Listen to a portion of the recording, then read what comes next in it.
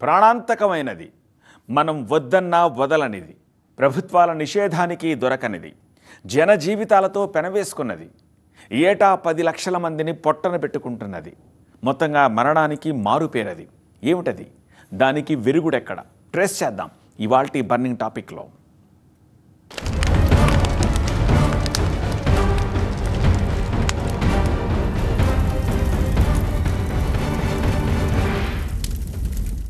మన ఆయుష్ మహా అయితే 100 ఏళ్ళు, దాని ఆయుష్ 500 ఏళ్ళు. ఒకసారి చంపినా మళ్ళీ బతుకుతుంది, మన మీదే విషం చిమ్ముతుంది, మన ఆయుష్ని అడ్డంగా తినేస్తుంది. కట్ చేస్తే మానవాళికి మహా ముప్పుగా మారుతోంది. అసలు ఇది ఎక్కడ పుడుతుంది, ఎక్కడ కలుస్తుంది? మన చావుకొచ్చిన ప్లాస్టిక్ ఎప్పుడు చేస్తుంది? శ్రీమాన్ ప్లాస్టిక్ భూతం వారి మహాప్రస్థానం గురించి 4 ముక్కల్లో చెప్పుకుందామంటే అవుతుందా?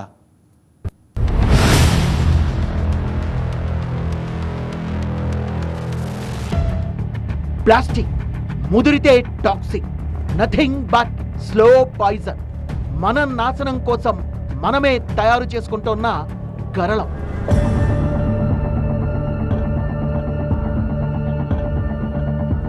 నెమ్మదిగా మనలో చేరి మనల్నే దహించి వేసే కాలకూట విషం. అయినా సరే ఆ విషంతోనే మనకు సవాసం. ఆ విషం లేనిదే మనకు పూటైనా గడవదు. పర్యావరణాన్ని, జంతుజాలాన్ని, మానవ జాతిని కూడా కబళించి వేస్తోన్న ఈ ప్లాస్టిక్ భూతం గురించి మనలో కొంతైనా భయం కూడా లేదు. ఎందుకని?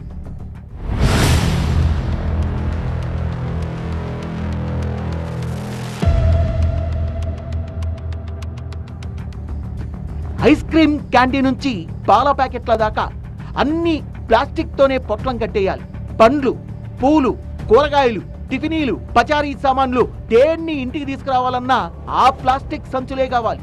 వీధి చివర్లో, వారాంతపు సంతలో అదే ప్లాస్టిక్, బిగ్ సైజ్ సూపర్ మార్కెట్లలో అదే ప్లాస్టిక్. అడిగి మరీ తీసుకుంటున్నాం. ఆ ప్లాస్టిక్ సంచుల్నే చేతికి ఆభరణాలుగా తొడుక్కొని దర్జాగా నడుస్తున్నాం. సంచులే కదా, వాడి పారేస్తున్నాం కదా, వాటితో ఏంటి మనకు ప్రమాదమని డౌట్లు వ్యక్తం చేయొచ్చు.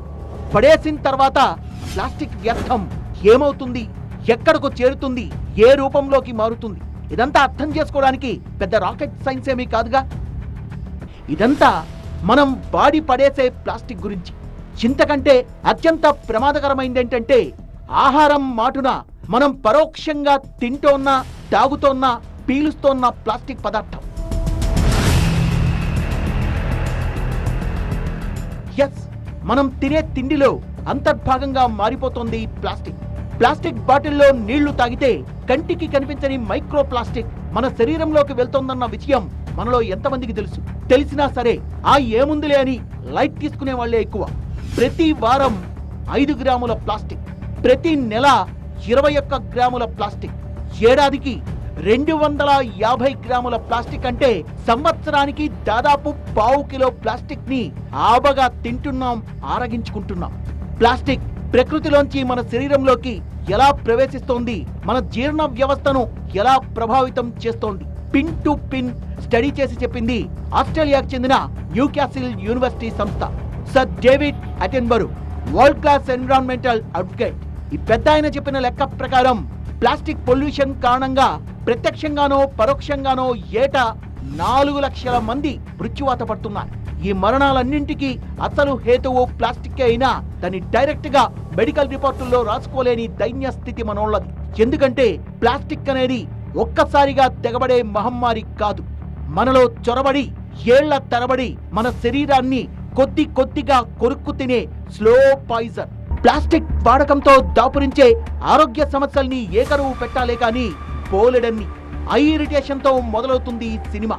కంటి చూపు సమస్యలు, తలనొప్పి, చర్మ వ్యాధులు, ఆ తర్వాత శ్వాసకోశ ఇబ్బందులు, కాలేయం పనితీరు దెబ్బతినడం, ఊపిరితిత్తుల సమస్యలు, క్యాన్సర్లు, చివరకు జన్యుపరమైన చిక్కులొచ్చి పుట్టబోయే శిశువుల్ని కూడా ప్రభావితం చేస్తుంది ఈ ప్లాస్టిక్ మహమ్మారి. మానవాళి మీద చింతలా పగబడుతోంది కనుకే ప్లాస్టిక్ వాడకం అనేది ప్రపంచ సమస్యగా మారింది. ప్లాస్టిక్స్ అండ్ హ్యూమన్ హెల్త్ అనే సబ్జెక్టు మీద జెనీవా ఎన్విరాన్మెంటల్ నెట్వర్క్ 365 రోజులు అధ్యయనం చేస్తూనే ఉంది.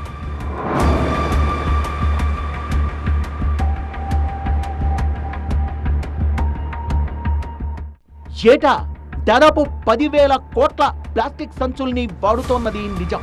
ఒక్క ప్లాస్టిక్ బ్యాగ్ కరిగి పూర్తిగా నాశనం కావాలంటే కనీసం 500 ఏళ్లైనా పడుతుంది అన్నది నిజం. ఆలోగా ఆ ప్లాస్టిక్ పంచభూతాల్లో కలిసి పర్యావరణాన్ని పాతరేస్తోంది అన్నది నిజం. ఈ ప్లాస్టిక్ వ్యర్థాల కారణంగా ఏటా 1,00,000 సముద్ర జంతువులు చచ్చిపోతున్నాయి అన్నది నిజం. ఇన్ని నిజాలు ఇంతలా భయపెడుతున్నా మన ఇజంలో మాత్రం మార్పు లేదు. ప్లాస్టిక్ తో సహచర్యమో ఆగలేదు. ప్రకృతి సిద్ధమైన ప్యాకింగ్ మెటీరియల్ కి కొరత ఏర్పడడంతో దానికి పరిష్కార మార్గంగా 1950లో ప్లాస్టిక్ ను తయారు చేయాల్సి వచ్చింది. ఈ 75 ఏళ్లలో ప్రపంచవ్యాప్తంగా 8.3 బిలియన్ మెట్రిక్ టన్నుల ప్లాస్టిక్ ఉత్పత్తి జరిగింది. పేరుకు వాడిపడేసేది, కానీ ఇందులో 79% ప్లాస్టిక్ ఇప్పటికీ పూర్తిగా నిర్మూలన కాలేదు, పర్యావరణంలోనే కలిసింది. ప్రతి సంవత్సరం కనీసం 1,40,00,000 టన్నుల ప్లాస్టిక్ సముద్రంలో కలుస్తోందనేది ఒక లెక్క. కానీ సముద్రంలో జరిగే మైక్రో ప్లాస్టిక్ పొల్యూషన్ కంటే భూమి మీద జరిగే ప్లాస్టిక్ కాలుష్యం 23 రెట్లు ఎక్కువ అని జర్మన్ రీసెర్చర్లు తేల్చారు. మరి ప్లాస్టిక్ తో మోగే డేంజర్ బెల్స్ మన ప్రభుత్వాల చెవికి ఎక్కడం లేదా? మన బతుకుల్ని శాసించే ఈ ప్లాస్టిక్ మీద యుద్ధ పేరి మోగించలేమా? 6 ఏళ్ల కిందట ఇటలీ సర్జీనియా తీరంలో సముద్ర గర్భంలో నుంచి ఒక భారీ తిమింగలం కొట్టుకొచ్చింది. పోస్ట్ మార్టం చేస్తే దాని కడుపులో నుంచి 22 కిలోల ప్లాస్టిక్ బయటపడింది. తిమింగలం లాంటి భారీ సముద్ర జీవుల్ని మింగేస్తోంది అంటే ఆఫ్టర్ ఆల్ అల్పజీవులం ఈ మనుషులంతా. ఇంతకీ ప్లాస్టిక్ తయారీలో వాడే మూల పదార్థం ఏమిటో తెలుసా? క్రూడ్ ఆయిల్, ముడి చమురు. ఇదొక్కటి చాలదా ప్లాస్టిక్ ఎంత ప్రమాదకరమో చెప్పడానికి? సో మన చేతిలో ఉన్నది క్యారీ బ్యాగ్ కాదు, టైం బాంబ్. ఆ విషయం తెలిసినా తెలియనట్టే నటిస్తున్నామా?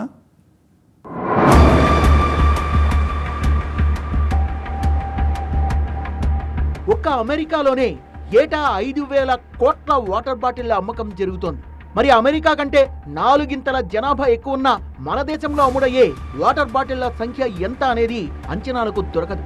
వాటర్ బాటిళ్లే కాదు, నిత్యం మనం తినే సలాడ్లు, సాస్ ప్యాకెట్లు, సాఫ్ట్ డ్రింక్స్ దేన్నైనా ప్లాస్టిక్ తోనే చుట్టబెట్టడం ఒక ప్రపంచ అలవాటుగా మారిపోయింది. మనం వాడుతున్నామని వాళ్ళు తయారు చేస్తున్నారా, లేక వాళ్ళు తయారు చేస్తున్నారని మనం వాడుతున్నామా అనేది ఒక అంతుపట్టని భేతాల ప్రశ్న. ప్యాకేజింగ్ ఇండస్ట్రీలో మిగతా వాటికంటే అత్యధికంగా వాడేది ప్లాస్టిక్ పదార్థమే.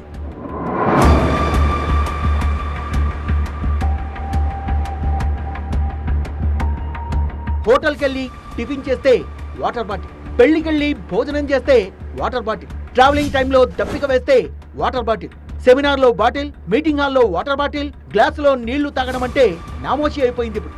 అసలు ఈ ప్యాకేజ్ డ్రింకింగ్ వాటర్ ఎంతవరకు సేఫ్? హైజీన్గా ఉంటుంది అని మనం ఈ వాటర్ని ప్రిఫర్ చేస్తున్నాము.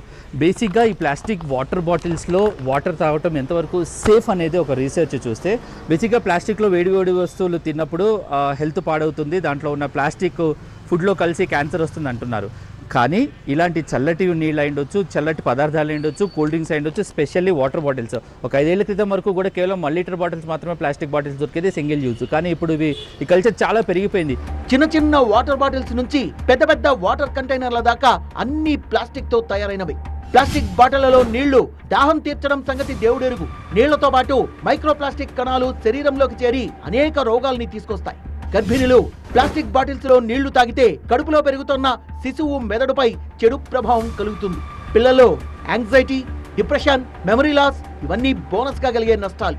సో అడుగడుగున ప్లాస్టిక్ కి తినే తిండిలో, తాగే నీళ్లలో కూడా అంతర్భాగంగా మారిపోతుంది. అందుకే వేడి చేసి తిన్నా, చల్లగా ఫ్రిడ్జ్ లో పెట్టి తిన్నా, ఎలాగైనా సరే శరీరంలోకి చేరే ప్లాస్టిక్ తో క్యాన్సర్ లాంటి రోగాలు వచ్చుడు, ప్రాణాలు పోవుడు పక్కా. ఇడ్లీకి వాడేటువంటి ప్లేట్స్, పేపర్స్ కూడా క్యాన్సర్ కారణం అవుతున్నాయి. సో చాలా చోట్ల బెంగళూరులో అయితే మొత్తం బ్యాన్ చేశారు, హైదరాబాద్లో ఇదే పరిస్థితి, ఏపీలో కూడా ఇలాగే. దీనివల్ల మీకు ఫైన్ వేస్తారా, నష్టం వస్తుందన్న విషయం పక్కన పెట్టేయండి, మిమ్మల్ని నిందించడం లేదు. కానీ దీనివల్ల మనుషుల ప్రాణాలు పోతాయి. క్యాన్సర్ వచ్చి ప్రతి ఒక్కరికి, అది ఎవరికైనా సరే, చిన్న చిన్న పిల్లలు వస్తున్నారు.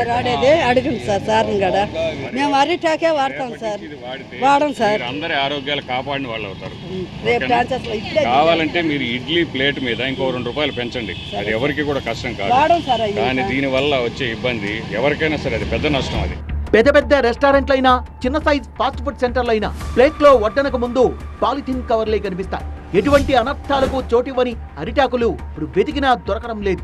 పాలిథిన్ ఎంత ప్రమాదకరమో, ప్లాస్టిక్ లో ఉండే కార్సోజెనిక్ అనే రసాయనం మనం తినే వేడి ఆహారంలో కలిసి క్యాన్సర్ కారకంగా మారుతుందని వాళ్ళకేం ఎరుక. అందుకే నిషేధాలన్నీ కూడా నీళ్ల మీద రాతలే అవుతున్నాయి. ప్లాస్టిక్ వాడకాన్ని మనం ఎప్పుడో బ్యాన్ చేయడం జరిగింది. ప్లాస్టిక్ మేనేజ్మెంట్ రూల్స్ అనేది 2016 నుంచి ఒక మేనేజ్మెంట్ అనేది రూల్స్ అనేది అప్లికబుల్ అవుతుంది. ఇప్పుడు 2025 అనేది అది అప్డేట్ కూడా అవుతుంది. మెయిన్గా ప్లాస్టిక్ వాడడం వల్ల ఏంటంటే దీనిలో ఉన్న కెమికల్స్ వినైల్ అసిటేట్ కానీ వినైల్ పాలిక్రోమైడ్ కానీ ఇట్లాంటివి ఏంటంటే ఇవి శరీరంలోకి పోయినట్లయితే వేడి వస్తువుల ద్వారా కానీ ఏదైనా ద్వారా కానీ శరీరంలోకి పోయినట్లయితే దాని ద్వారా క్యాన్సర్ కూడా అవకాశం ఉంటుంది. చిన్నపిల్లల విషయంలో కూడా ప్లాస్టిక్ పట్ల మనకు కనీస అప్రమత్తత లేదు. పిల్లలు ఏడ్చినప్పుడు చాక్లెట్, ఐస్ క్రీమ్, చిప్స్ లాంటివి కొనిపెడతాం. రంగురంగుల టిఫిన్ బాక్సుల్లో స్నాక్స్ అమర్చి పెడతాం. ఇలా పసిప్రాయం నుంచే వాళ్ళను ప్లాస్టిక్ తో పెనవేస్తున్నామా? పిల్లల్లో హార్మోన్ల సమస్యలు రావడం, ఆడపిల్లలు చిన్న వయసులోనే మెచ్యూర్ కావడం, ఇమ్యూనిటీ సిస్టమ్ దెబ్బతినడం, చిన్నతనంలోనే ఆయాసపడ్డం, ఎక్కువ దూరం నడవలేకపోవడం, ఇవన్నీ కూడా మన దృష్టికి రాకుండా గుట్టుగా జరిగే ప్రమాదాలు. అర్ధరాత్రి పిల్లలు లేచి ఏడ్పడం, అకస్మాత్తుగా వాంతులు, విరేచనాలు రావడం, వీటికి కూడా ప్లాస్టిక్ లో ఉండే కెమికల్సే కారణం. ప్లాస్టిక్ లో ఉండే ఒబేసోజెన్స్ అనే రసాయనం వల్ల పిల్లల శరీరంలో కొవ్వు పెరిగి ఒబేసిటీకి దారితీస్తోంది. సో ఈ కెమికల్స్ హార్మోన్స్ గా పనిచేసినప్పుడు పిల్లల బాడీలో న్యాచురల్ గా తయారయ్యే హార్మోన్స్ ని మ్యానిపులేట్ చేసి కొన్ని ఆరోగ్య సమస్యలు లైక్ ఎర్లీ ప్యూబర్టీ, త్వరగా పిల్లలు పెద్ద మనుషులు అవటం, వారి పెద్దయ్యాక ఫర్టిలిటీ ఇష్యూస్, మెటబాలిక్ డిస్టర్బెన్స్, ఇలాంటి సమస్యలు ఎదురవుతాయి. చాలా హార్మోనల్ సమస్యలు వచ్చి వాళ్ళలో లెర్నింగ్ డిసెబిలిటీస్ కూడా వస్తాయి. అంటే వాళ్ళు చదువుని సరిగా చదవలేకపోవడము, ఇతర పిల్లలతో బిహేవియరల్లో ఇబ్బందులు రావడము, వాళ్ళ యొక్క గ్రోత్లో ఇబ్బంది రావడం అనేది మోస్ట్ కామన్గా మనం అబ్జర్వ్ చేస్తాం. అయినా సరే పిల్లలకు పాలు, నీళ్లు తాగించడానికి ప్లాస్టిక్ బాటిళ్లే వాడుతాం. వేడి నీళ్లతో శుభ్రం చేసిన, వేడి పాలతో ప్లాస్టిక్ బాటిళ్లు నింపిన డేంజర్ బెల్సే. చేతికి దొరికే వస్తువు ఏదైనా నోట్లో పెట్టుకోవడం పిల్లలకుండే అలవాటు. వాళ్ళు ఆడుకునే బొమ్మలన్నీ కూడా ప్లాస్టిక్ తో తయారైనవి. సో ప్లాస్టిక్ ఫుడ్, ప్లాస్టిక్ వస్తువులు ఏవైనా సరే బాల్యం నుంచే మనపై పగబడతాయి. మనిషి ఆరోగ్యానికి, పర్యావరణానికి హాని కలిగిస్తోంది. సింగిల్ యూజ్ ప్లాస్టిక్ మనకొద్దు అని 2022లోనే ప్లాస్టిక్ ఉత్పత్తుల మీద నిషేధపు కత్తి వేళ్లాడదీసింది తెలంగాణ ప్రభుత్వం. మిగతా రాష్ట్రాల్లోనూ ఇదే పరిస్థితి. నిషేధాలన్నీ కాగితాలకే పరిమితం. గ్రౌండ్ లెవెల్లో అమలవుతూ ఉన్న జాడే లేదు. పాలనా యంత్రాంగం దాదాపుగా చేతులెత్తేసింది. కేంద్ర పర్యావరణ పరిరక్షణ చట్టం ఎన్ని కఠినమైన నిబంధనలు పెట్టినా క్షేత్రస్థాయిలో అన్నీ బేఖాతరే.